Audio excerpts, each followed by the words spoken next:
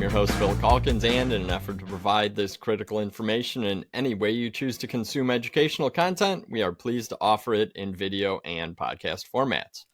My guest, Dr. Josh Henry, a technical specialist with Ball Seed, is back to finish, literally, his discussion of Vegetative Angelonia as part of our Tech on Demand series covering key annuals and perennials commercially produced around the world. He recently joined me to discuss Vegetative Angelonia propagation, and now he returns to help you finish the crop. There's been a ton of breeding on Vegetative Angelonia in the past decade, and the results have driven consumer and landscape demand, as well as moving Angelonia north on the map. It's been known as a fantastic heat and drought lover in southern climates, but new colors and habits have increased its appeal across all of North America and around the world. Tall, short, big blooms, or tons of smaller ones, a range of colors, and even spreading habits are available in Vegetative Angelonia. Seriously, what's not to love about this crop? Speaking of what we like, if you like this installment, be sure to subscribe to the Tech on Demand podcast on your favorite podcast app and find dozens of Tech on Demand videos on the Ball Seed YouTube channel. Josh, once again, welcome to Tech on Demand. I will include a link to our Vegetative Angelonia propagation content in the show notes, so why don't you jump right in to finishing the crop? Perfect. Thanks a lot, Bill. Angelonia is a fairly easy crop to grow. There's not typically a lot of pest or disease concerns. However, there are some other specific concerns that I'd like to talk about today, so let's jump into it. To start off, let's talk a little bit about the background of Angelonia, something to keep in mind as we are producing these plants. Generally, most of the varieties that are out there are propagated vegetatively. However, there are a couple of different series out there that are seed-based. This presentation will focus primarily on the vegetative Angelonia. However, a lot of the production strategies will work for either seed or vegetative Angelonia. One of the main things that I want you all to keep in mind is that these plants originated in Mexico or Central America, which means that they are very heat and drought tolerant. However, this also means that you need to give them really sufficient levels of heat as you are producing these plants. They cannot be grown cold, or you'll run into a lot of potential production issues that we'll talk about in the next couple of minutes.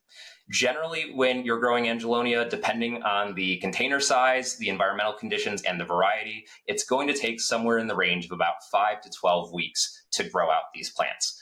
Of course, if you're growing them in the north, you're growing them a little bit earlier in the season, it's going to take a little bit on the longer end of that production range. If you're using very large container sizes, they can take a while to fill up. If you're using a smaller container, you're going to be on the shorter end of that cycle. But we'll talk about that a little bit more coming up.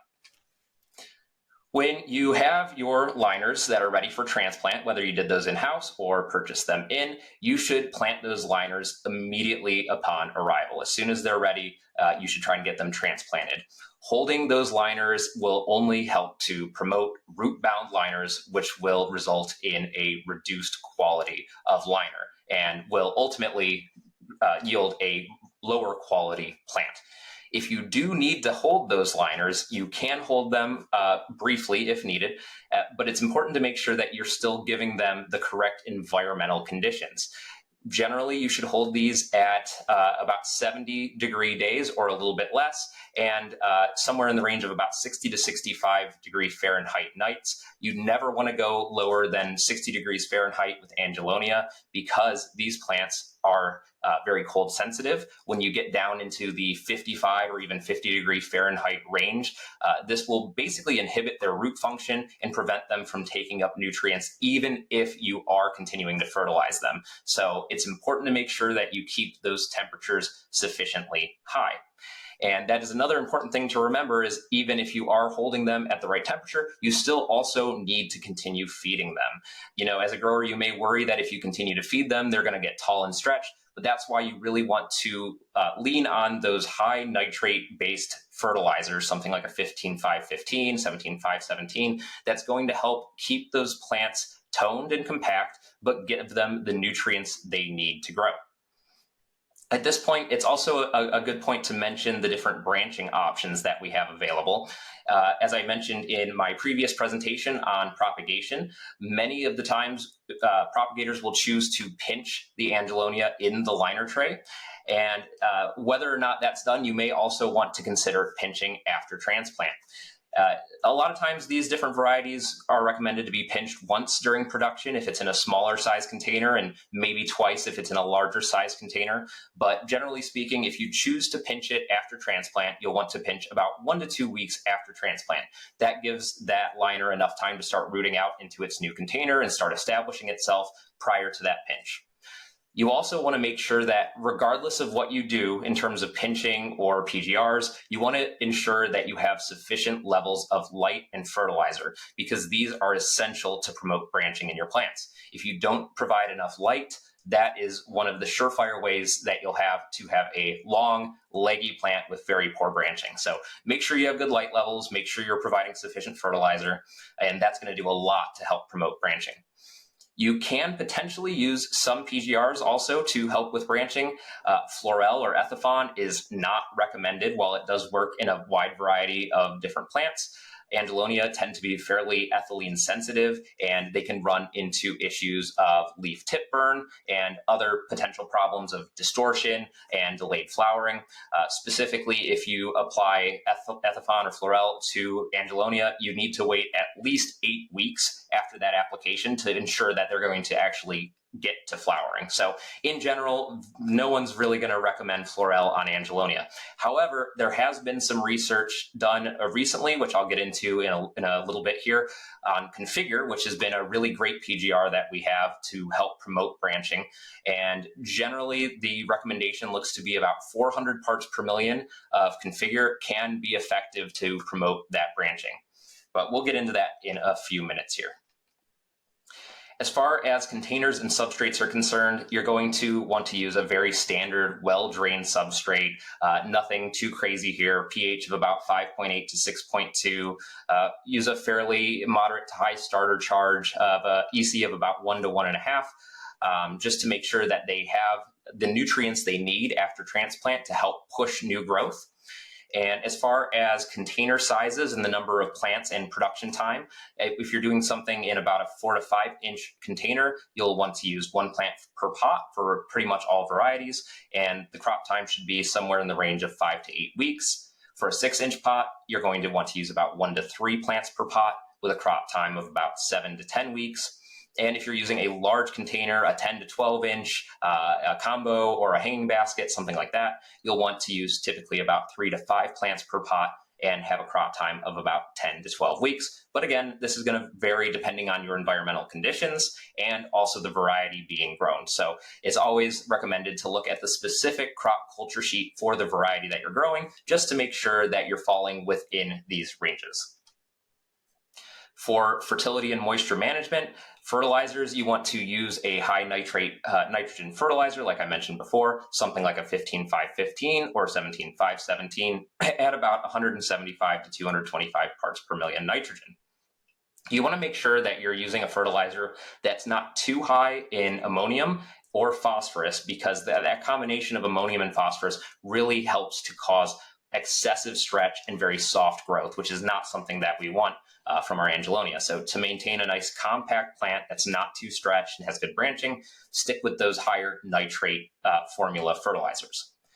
For your EC, you want to have a pour-through EC of about 2.3 to 3.2 millisiemens per centimeter. And if you're doing it based on SME, it would be about 1.5 to 2.1 millisiemens per centimeter. For your moisture management, it's pretty straightforward. You just want to irrigate up to about a level 4 and back down to a level 2, right? You don't ever want to go to those extremes of letting it dry out completely or letting it sit in saturated media. One thing to call out, I mentioned earlier that these plants are fairly drought tolerant, and that is true. However, if you continue to water stress them and take them down to a level 1 for extended periods or consistently, that can cause tip burn. The plants will recover and continue to grow just fine, but if you damage those leaves, that's obviously going to affect the final plant. So make sure that you're giving them the irrigation that they require. As far as light and temperature are concerned, these are probably 2 of the most important factors that you need to remember when you're growing Angelonia. For light, you want to maintain a very high light intensity during finishing of about 800 to 1200 micromoles per square meter per second. And looking at that in terms of the daily light integral, or DLI, you want to accumulate about 16 to 18 moles per day. You can still grow a decent Angelonia with as little as 8 to 10, but again, the higher light levels are definitely recommended for this species. And one of the most important reasons why we want to have that really high light, again, is to promote branching. Most of the different resources that you can find, all the different culture sheets, will talk about how when you have those low light levels, that really is what leads to very stretched plants with very poor branching, poor growth habit, and eventually also poor flowering. So maintaining those really high levels of light is essential, especially if you are a grower in the north and it's early season and you don't have enough light. You may need to consider supplemental lighting to get you the light levels that you need. And here, I also have a little bit of research I wanted to call out from Roberto Lopez, looking at the effects of increasing light quality or quantity on greenhouse crops. And basically what he did is he took some different Angelonia grown under different propagation DLIs and different finishing DLIs. And when you look at the research, you can see that the higher light levels, both in propagation and in finishing, yield a much larger and more robust plant. So again, super important. There's been a lot of great research, but super important to have those sufficient light levels. As far as temperatures are concerned, you want to maintain fairly high temperatures. Day temperature recommendation should be in the range of about 75 to 85 degrees Fahrenheit, and night temperatures should be in the range of about 65 to 70 degrees Fahrenheit. Again, like I mentioned back when we talked about holding liners, we never want to go below 60. That's definitely basically the stopping point. You want to try and keep it above 60 at all times. For plant growth regulators to control growth, the two main recommendations are to use something like B9 at 1,500 to 3,000 parts per million, and you can also use that in a tank mix with Altercell at 750 to 1,000 parts per million.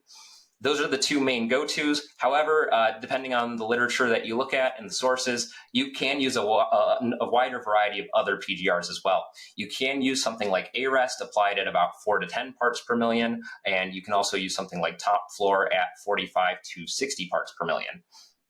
Bonsai is something that you can potentially use as a spray. Some reported rates are about 5 to 80 parts per million, which of course is quite variable. And you can also choose to use bonsai as a drench toward the end of production if you're trying to hold them. Once they've gotten to the point of the mature size that you want, or approximately 95% of that mature size, you can apply a bonsai drench of about 1 to 4 parts per million just to hold it at finishing. As I mentioned earlier too, you can use Configure at about 400 parts per million as a spray to induce lateral branching. There's a photo here from some of Roberto Lopez's research, his article branching out with PGRs and grower talks. He did 200, 400, and 800 parts per million Configure, and the best results were obtained with about 400 parts per million. One important thing to call out with Configure, as it's been something that we as an industry have been trialing on lots of different varieties, Configure can work really, really well on one variety, and it can work really, really poorly on another, to the extent where it may simply have no effect, or it can cause a lot of phytotoxicity. So especially if you're considering using something like Configure, I'd highly recommend that you trial using it prior to applying it to your entire crop, just to make sure that the specific varieties that you're growing are not too sensitive to it and will also yield a really positive outcome of induced lateral branching. In terms of pests and diseases, Angelonia aren't affected by very commonly. As far as pests are concerned, some of the main ones are aphids, whiteflies, thrips, and spider mites. However, they're not typically that big of an issue if you just maintain good cultural practices and just keep a good eye on things, good scouting practices to make sure that there's nothing popping up. And then as far as diseases and disorders are concerned, the main ones that are really a concern would be botrytis blight, which can be an issue at any time of production, but especially when you've got high humidity, water on the leaves, plants being packed too close together. You can run into issues with root rots. Pythium and Rhizoctonia can be an issue, but aren't typically a huge problem for Angelonia. there's a few viruses, INSV. Here's a photo that I have from an article from Brian Whipker and Patrick Veazey, looking at different viral pathogens that they saw out in the field in 2023. And you can see INSV can cause symptoms of mottling, distortion, stunting, and necrosis on plants in general, but also specifically on Angelonia.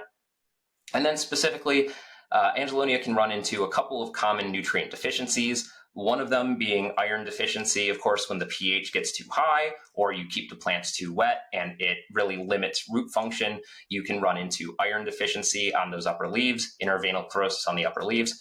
So all you really need to do for something like that is just to bring your pH down where it needs to be, and you can use supplemental iron applications. Something specifically that has iron and manganese would be really, really great, and especially if those are chelated sources. Those are going to help to correct the symptoms that you see on those upper leaves. And then boron deficiency is also an issue, and that's one that I want to call out specifically. This is an issue that we see commonly in the landscape, but it can also happen in production. And basically, if you see a boron deficiency, like you see here, basically the difference between a boron deficient plant and a healthy plant is that the boron deficient plant will basically have flower bud atrophy, where those flower buds start to form, but then just kind of shrivel up and die away. You may also see symptoms like upper leaf curling, distortion, and things like that. You may also see stem tip abortion, where the growing point dies on the plant. And generally speaking, this can be due to a number of factors. In production, the main factor that would cause this boron deficiency is if you're providing insufficient levels of boron fertilizer. And basically, the time that this might happen is, say you need to hold your plants at the end of production, and so you decide to cut back your fertilizer rate or withhold fertilization. You can quickly run into an issue where if you're not providing that boron through the fertilizer, you're going to see these types of boron deficiency symptoms. In the landscape, it's often seen because you just maybe don't have sufficient fertilizer or you don't provide enough water, right? And while these plants are very drought tolerant, if they don't have water, they're not able to take up nutrients, specifically boron, and you run into problems with boron deficiency. So watch out for things like excessive water restriction, insufficient fertilizers, and cutting your fertilizer rate or holding plants. Those are the main things that you want to watch out for to prevent these types of issues with boron deficiency. And with that, you should have a better understanding of Angelonia production. Some of the key points that I wanted to highlight as we end our little talk here is to keep these plants nice and warm with lots of light to promote branching, provide sufficient fertility levels, both in terms of application frequency as well as the rate. And this is especially true for things like boron. And also utilize your high nitrate fertilizers to help keep plants compact and give you a really nice growth habit. You can also utilize a lot of PGRs like B9 and Ultracell to help keep those plants compact. And with that, thanks for listening. I'll hand it back to Bill. That's awesome, Josh. Thank you so much. And for that recap, especially, I think that you said early on it was not a too difficult of a crop to grow, that being Vegetative Angelonia, but there are definitely some nuances, and like everything, just pay attention to the details and should be good to go with the crop. And on this slide, you can see that we have dozens, probably hundreds of Tech on Demand educational resources online. Every week, I send a newsletter covering a range of cultural and technical topics. We created more than 200 videos for growers of all skill levels. Some of them make excellent training videos for you and your team. The Tech on Demand podcast is a great way to learn about technical topics on the go and to connect with a massive global network of more than 6,000 of your professional greenhouse peers. I suggest you join the Greenhouse Tech Team group on Facebook. All you need to do is search Greenhouse Tech Team, answer a couple simple questions, and I will let you in. Josh, again, thank you so much for your time. I think we still have some more crops to cover, so we're going to be back at it before too long, right? Absolutely. Thanks, Bill. I'm Bill Calkins with Tech on Demand, and on behalf of our entire team, thank you for listening and watching, and take care out there.